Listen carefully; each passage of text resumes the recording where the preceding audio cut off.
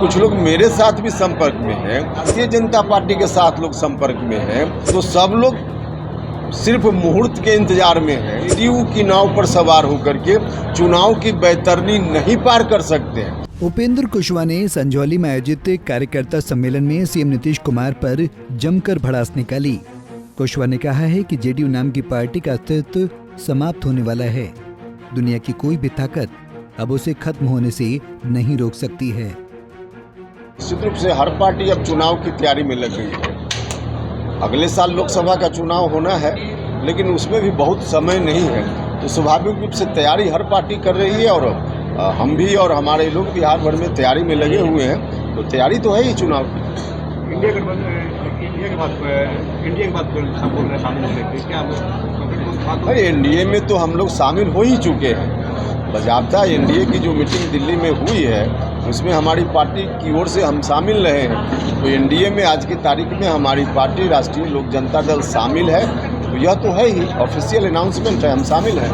क्या लग रहा है कि गठबंधन बनी है उसमें प्रधानमंत्री नीतीश कुमार या राहुल गांधी? अरे उसमें कोई नहीं।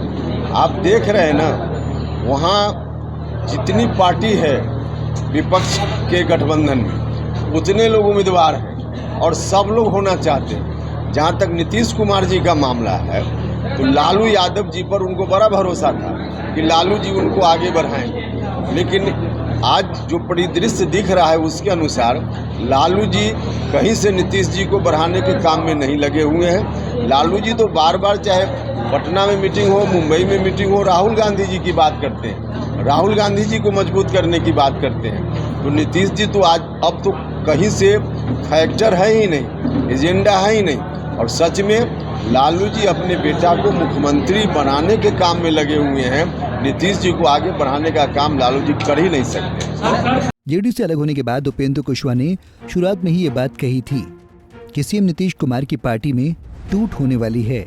उनके बयान के बाद जेडीयू से कई नेताओं ने साथ छोड़ दिया। रोहतास पहुंचे उपेंद्र कुशवाहा ने एक बार फिर बड़ी भविष्यवाणी कर दी है। जो लोग भी दावा कर रहे हैं उनके दावा को मैं खारिज नहीं कर रहा हूं। ऐसा हो सकता है इसलिए कि जेडीयू में जितने लोग हैं, आप नीचे के लोगों की बात तो छोड़ दीजिए, जो माननीय एमपी लोग हैं, माननीय मंत्री हैं, तब सभी परेशान हैं और सब लोगों ने कहीं न कहीं किसी न किसी दूसरी पार्टी से अपना कनेक्शन लगा कर रखा है।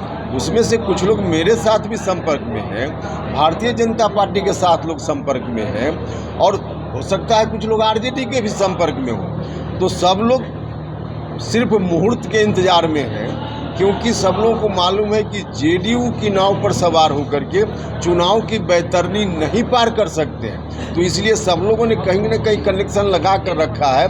तो जेडीयू तो सीधे अभी टूटे, कब टूटे यह एक अलग विषय है, लेकिन समाप्त होने ही वाला है। दुनिया की कोई ताकत उसको समाप्ति से अब नहीं रोक सकती। क्या लग रहा है कि विधानसभा दोनों साथ ही होगा? नहीं, देखिए व्यवहारिक दृष्टि से यह संभव नहीं है।